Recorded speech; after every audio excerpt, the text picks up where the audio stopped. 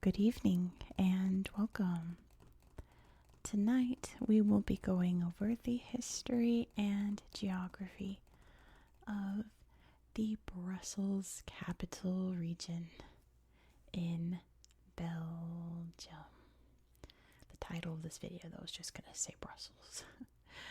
We're not going to have this long name in the YouTube title, but just know that we are talking about this area here, the Brussels capital region.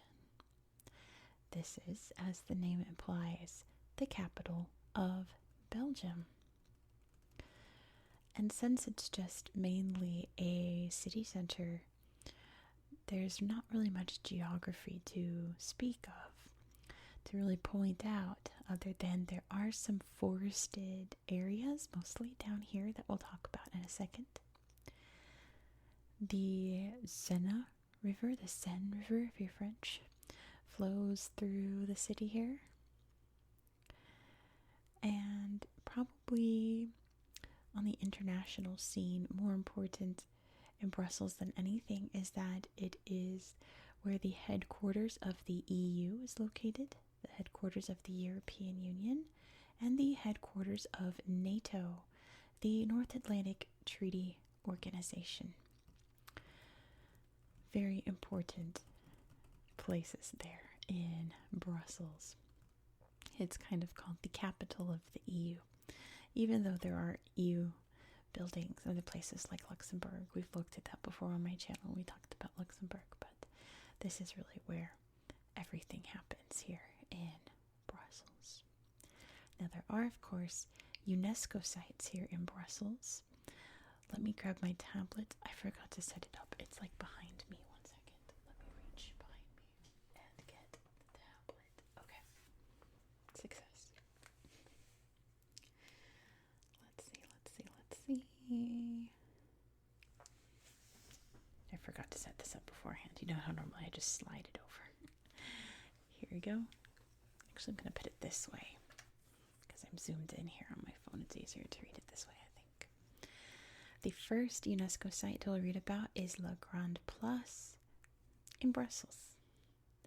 It says La Grande Place in Brussels is a remarkably homogeneous body of public and private buildings dating mainly from the late 17th century.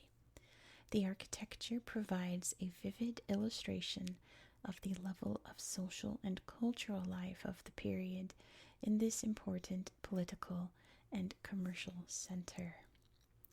And this is a very beautiful, kind of a big public square with all of these incredible buildings all smushed in together. And of course we'll look at this on Google Earth, but you can see all these amazing columns here. I think that's the city hall there, could be wrong. And lots of churches, a big cathedral there. We go, and all of these beautiful facades in just the buildings just surrounding the Grand Place. Next, we have the major townhouses of the architect Victor Horta. The four major townhouses, Hotel Texel, Hotel Solvay, Hotel Van et Velde, and Maison and Atelier Horta, located in Brussels and designed by the architect Victor Horta, one of the earliest initiators of Art Nouveau, are some of the most remarkable pioneering works of architecture of the end of the 19th century.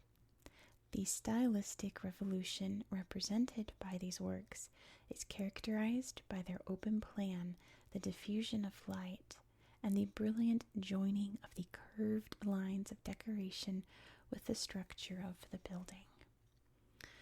Art Nouveau, to me, I more associate with the Belle Epoque era in Paris. Let's find some good examples here.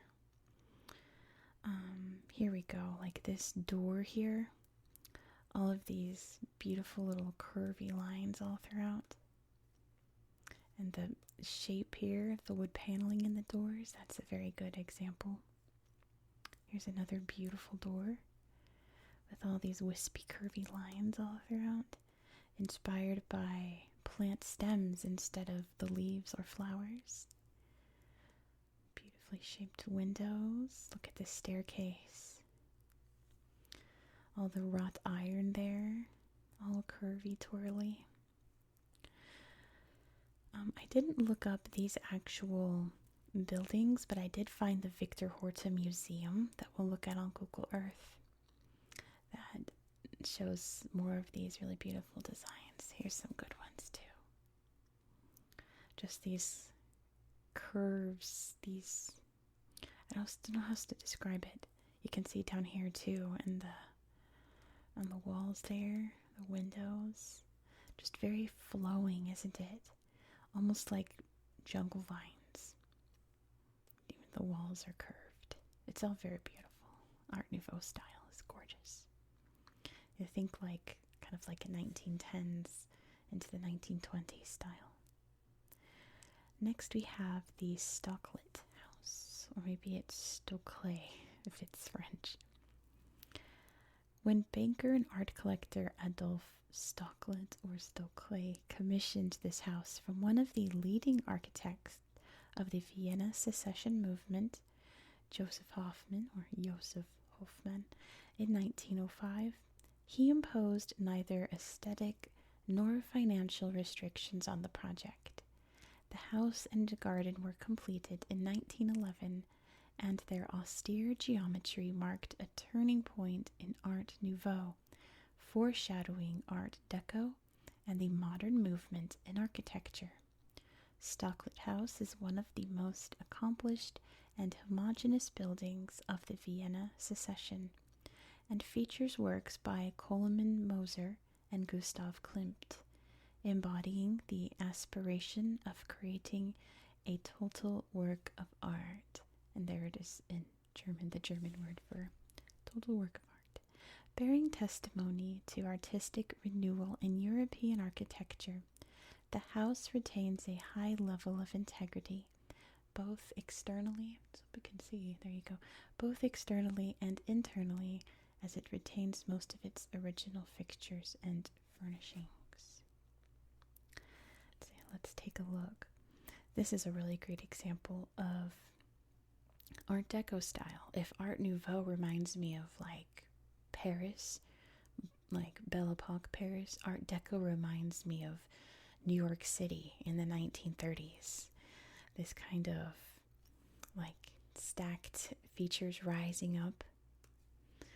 I don't know how else to describe it. Art Deco or Art Nouveau. The big strong men there atop the building. Just long straight lines in Art Deco. Yeah, like the Empire State Building is Art Deco. Buildings like that. The Chrysler Building in New York City is Art Deco. So yeah, very interesting, this move to the Art Deco movement. And lastly, I mentioned those forests. We have the ancient and primeval beech forests of the Carpathians and other regions of Europe. Now, we just read this one like a week ago, I want to say, when we were in Germany, right? So I'm reading it again. That's all we're going to say. This transnational property includes 93 component parts in 18 countries.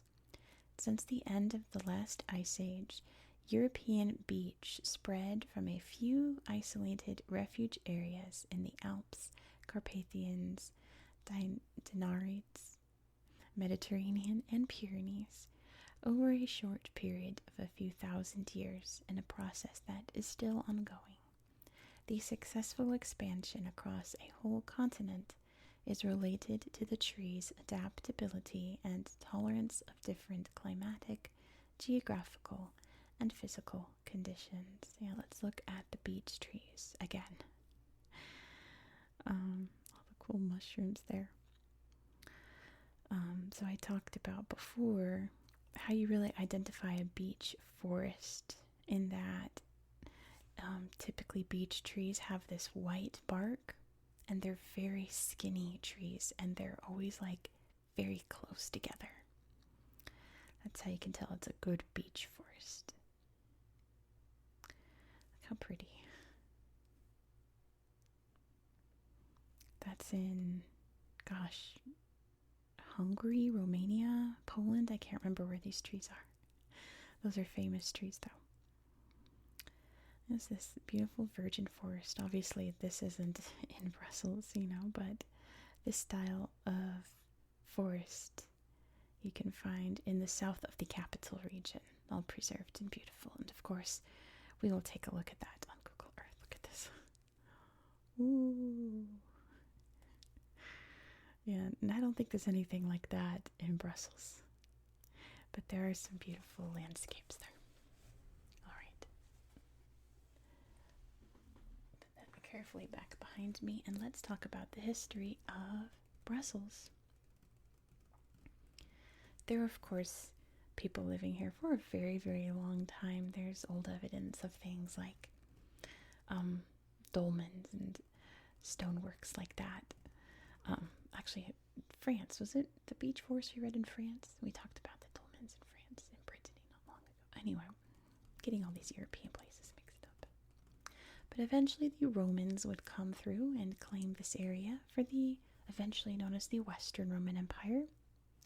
And as the Western Roman Empire collapsed, it was taken over by the Franks. The Franks most famously led by Charlemagne.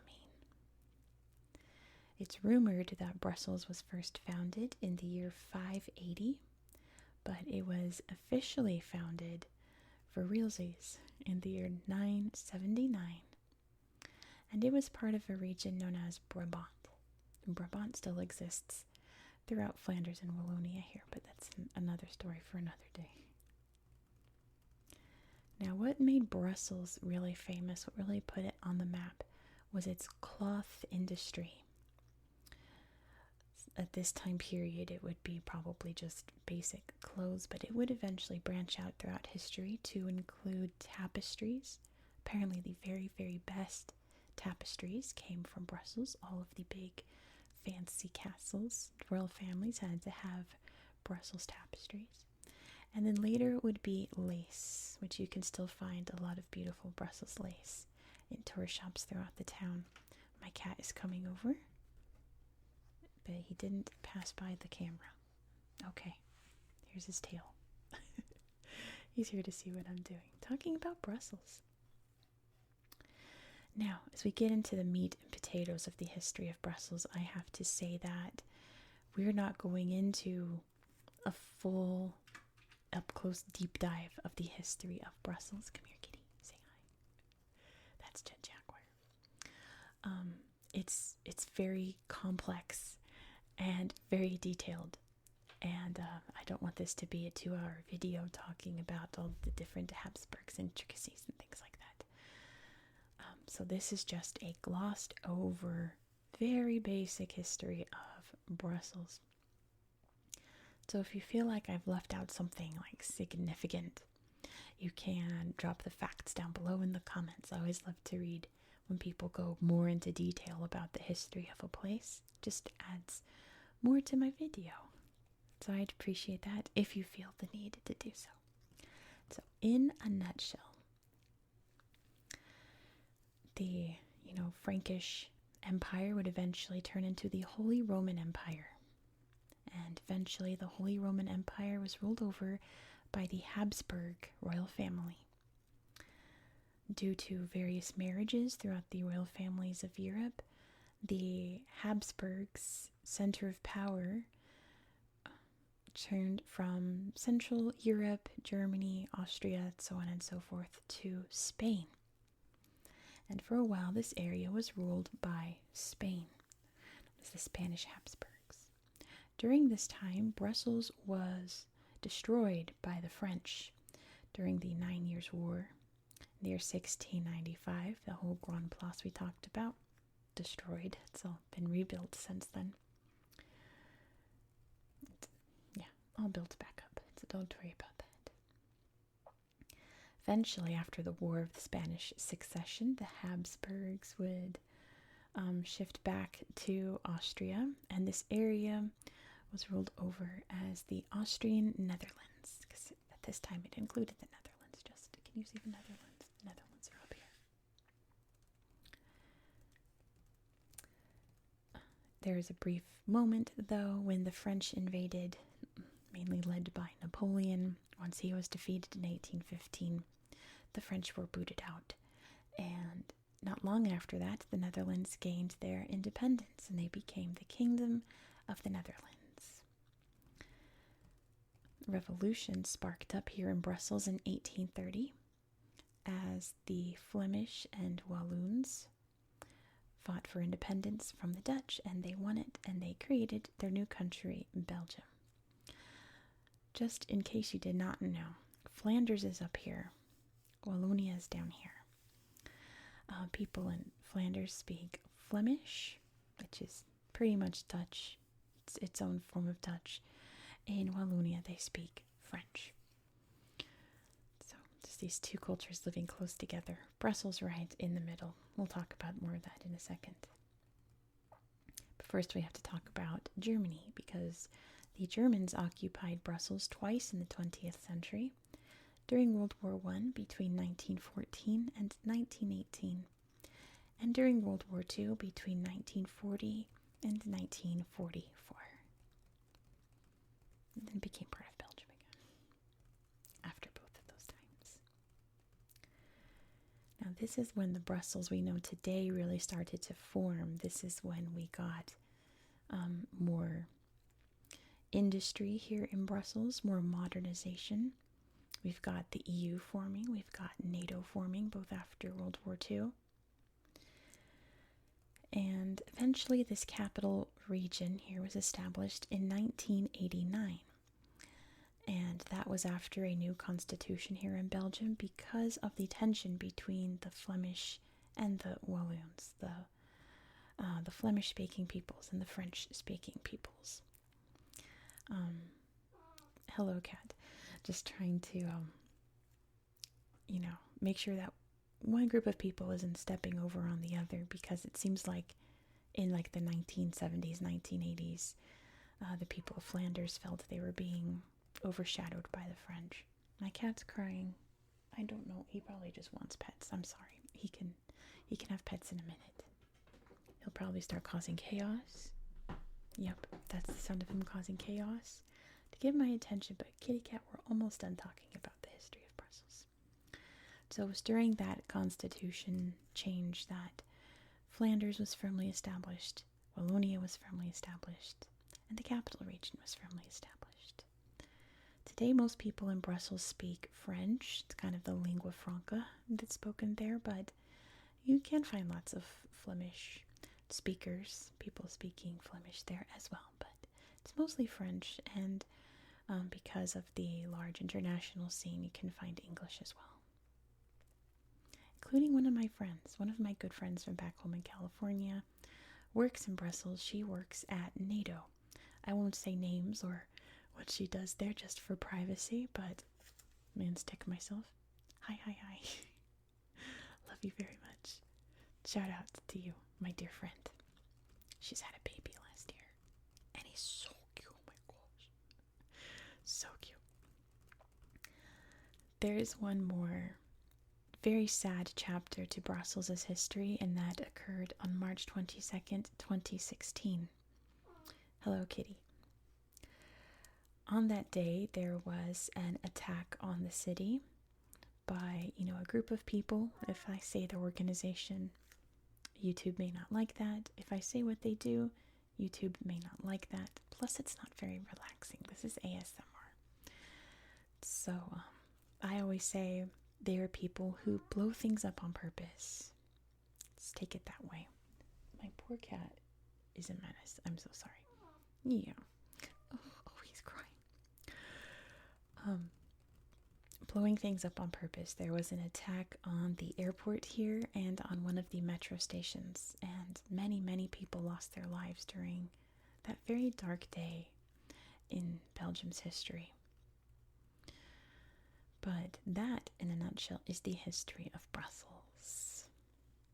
I have to go give my cat some pets and probably some snacks to cheer him up, and then we're going to hop over to the tablet and take a look at Brussels on Google Earth. Here we are in Brussels. Let's start by zooming out though, so you can see exactly where we are in the world. Also, the crisis is averted. His food bowl was empty. It's now full. He's now a happy cat. Here is Belgium, beautiful Belgium, home of French fries, Belgian waffles, Brussels sprouts, Belgian chocolate, and many other wonderful, yummy snacks and foods. The Netherlands is up here. There's Luxembourg.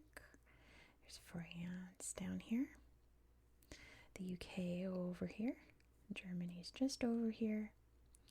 So we are in Western Europe there. Also Brussels, or at least Belgium, home to the comic strip. Lots of very famous Belgian comics like the Smurfs, like Tintin, among many others. I forget, is Asterix and Obelix, are they technically Belgian or are they French? I don't remember.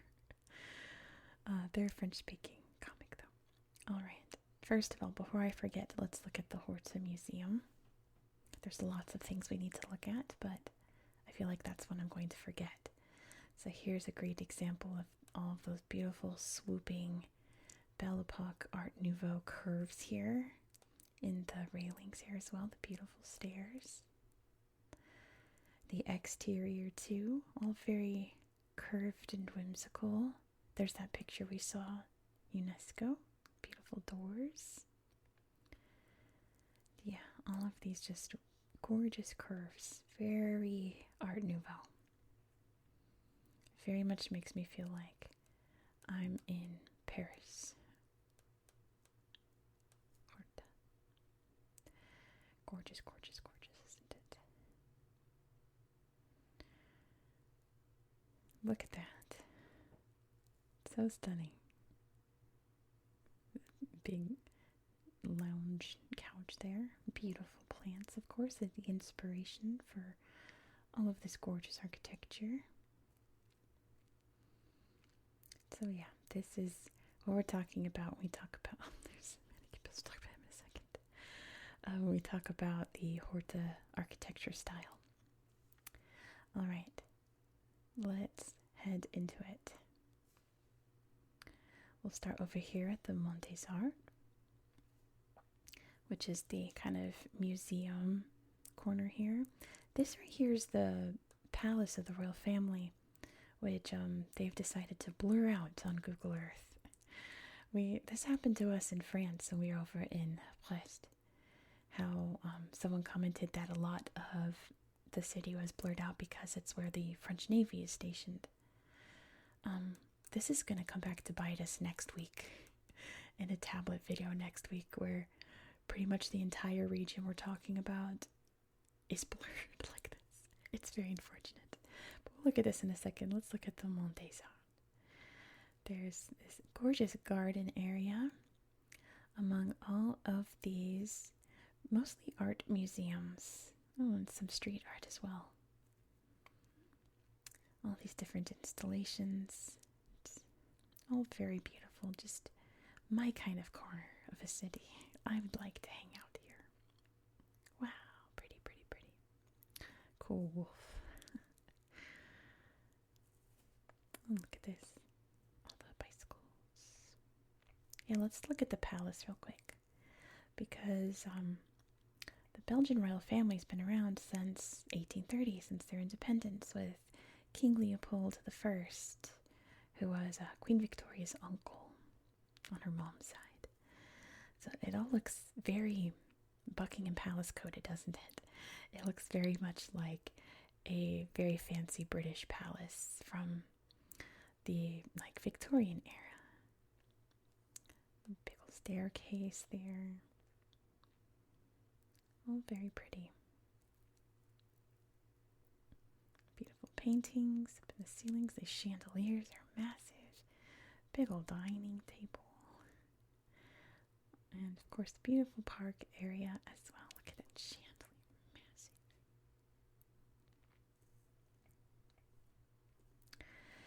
But let's hop over. See, here's the Comics Museum. Let's take a peek real quick. then we'll look at the Grand Place here. Tintin. Smurfs. See, there's Asterix and Obelix. Are they Belgian or French? Or both? I'm not sure. Look at all the Smurfs. When I'm researching, or when I was researching this, there's a new Smurfs movie coming out, and they just had the big premiere in Brussels.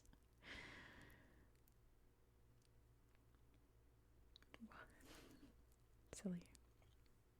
Alright, here is the Grand Place. We're looking at Church Spire in 3D. Now we'll see in another slideshow here, or maybe here, I don't know. But there is a really cool festival where they fill this up with flower petal art. Maybe there's a picture in this slideshow of it. Yeah, I can see right here. Perfect. But yeah, all of the big, beautiful buildings in this area. See, look at these are all flower petals.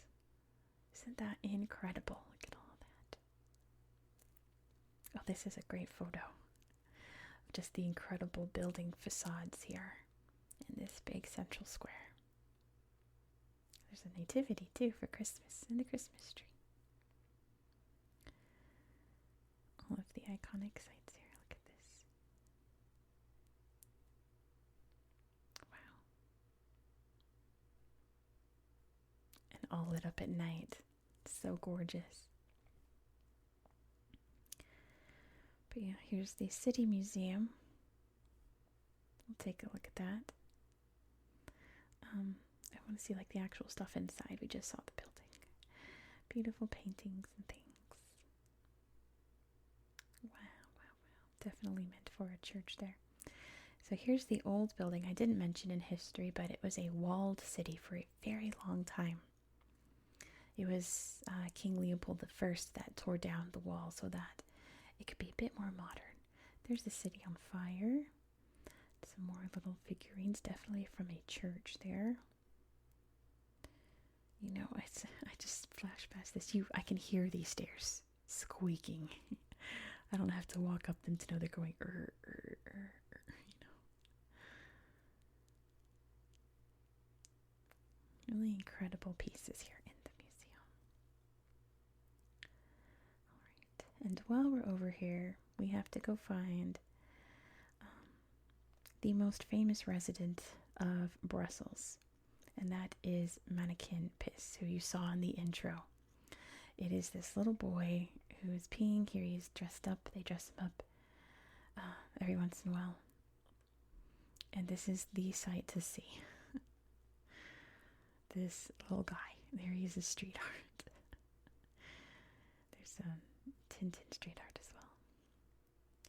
Yeah, this is the big tourist stop to see this tiny little boy peeing. Goodness, what is he dressed up as there? There he is in the chocolate shop. You can find, I'm sure, little figurines in every tourist shop of him. I don't know if I'll find them actually right here. Never mind. We have the girl version. Just to add some, you know, equality. And then somewhere up here, here it is. We have the dog version. Very clever, right? Alright. The Illusion Museum. My friend took her daughter there one time and they took a bunch of silly pictures there. Speaking of my friend, let's go check out all the official buildings and then we're gonna hop back up here. Don't let me forget. I have to remember where they are. They're very distinct buildings, but I have them saved up here just in case I get lost. Why don't we just do that? I don't want to get lost. Let's see. Recent searches, some spoilers up here. Let's look at NATO first. Let's see how close I was. Oh, not too far off. Yeah, it's this very distinct zigzaggy building here. Let's see in 3D. North Atlantic Treaty Organization. kind of like the EU but expanded. Mainly just a way to establish, I want to say, like peace and cooperation between various countries, so that if someone attacks them, all of NATO will come together and defend that country. Definitely a Western cultural thing.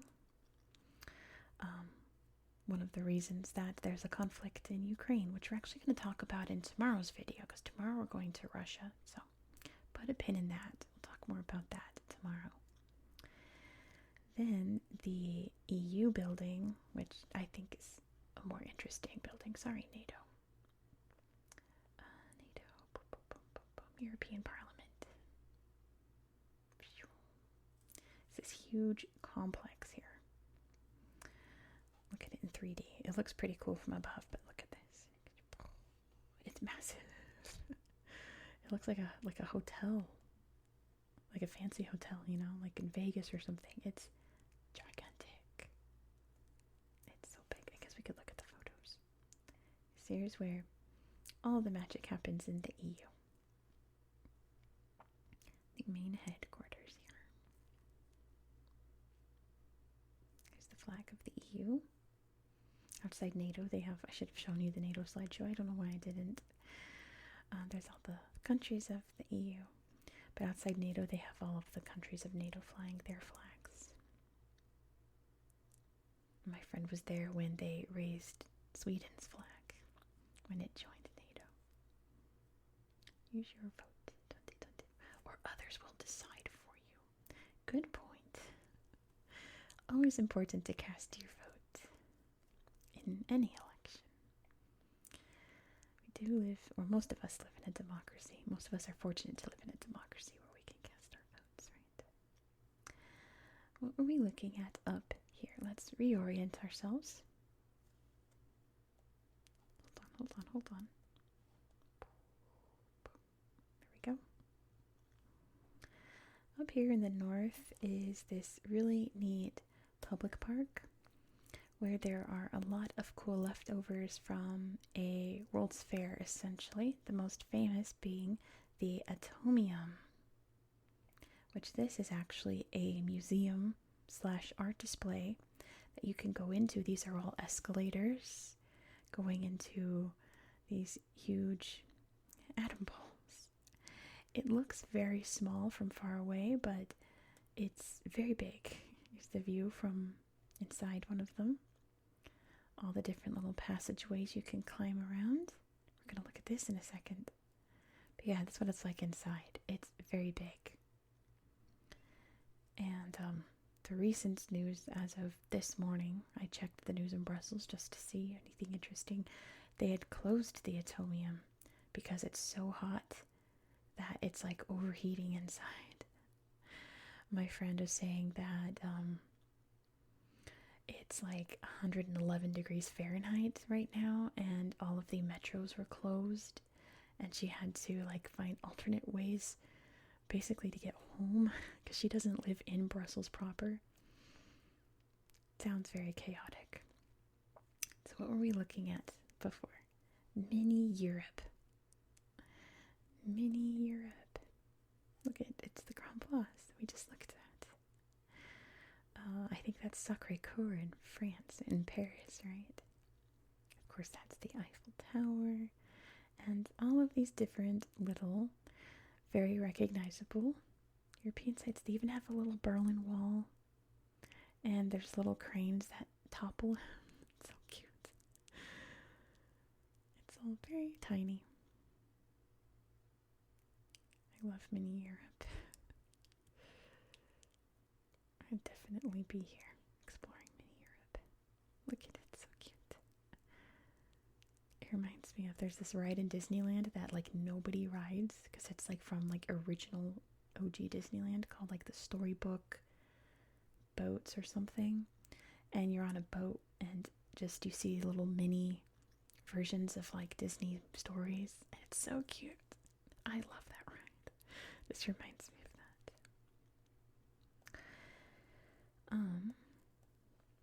So yeah, pretty much all of the big sites I wanted to show. There are, of course, many more cool stuff to see. Oh, I should have showed you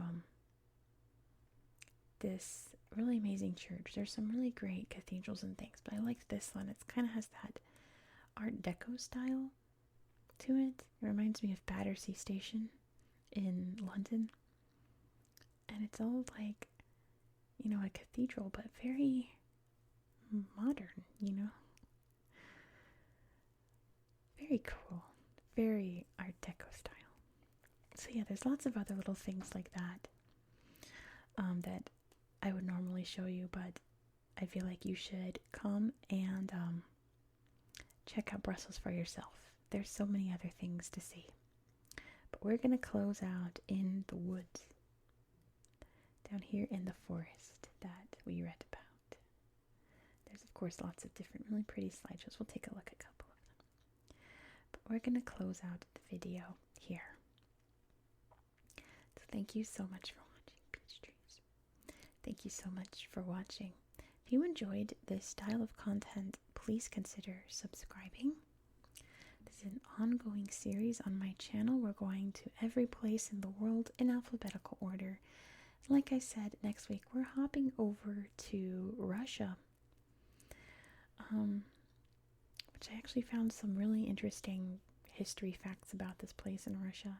Cute little Bambi. And a sweet pup. I had to dig deep into some Russian sources to find history facts about this place, and it was all very interesting, and kind of like Brussels, it got super deep into like the different royal people who ruled over this area throughout history, particularly like the 1300s, 1200s. It got super deep. So I'm gonna give you a nutshell on that place too. There's some neat forests there as well. They actually have European bison in their forests there. Very cool. Be sure to subscribe so you won't miss out. You don't want to miss the bison. Please be sure to give this video a thumbs up. Thumbs up for the moral mushrooms here. And let me know all your thoughts down below in the comments. I'd love to read them. I hope that you found this video to be relaxing and educational. I love this picture. Oh, and in the snow as well. And I hope that you have a good